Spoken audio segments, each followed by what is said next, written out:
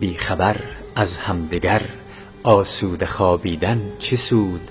بر مزار مردگان خویش نالیدن چه سود؟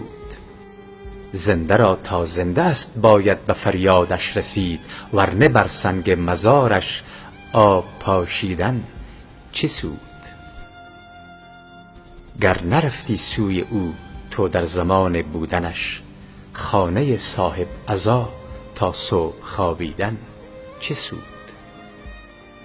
زنده را تا زنده است ای دوست قدرش را بدان، ورنه بر روی مزارش دست گل چیدن چه سود؟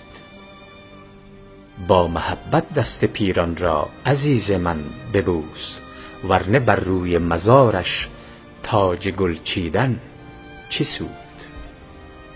یک شب با زنده ها غمخوار باش، ورنه بر روی مزارش زار نالیدن چه سود؟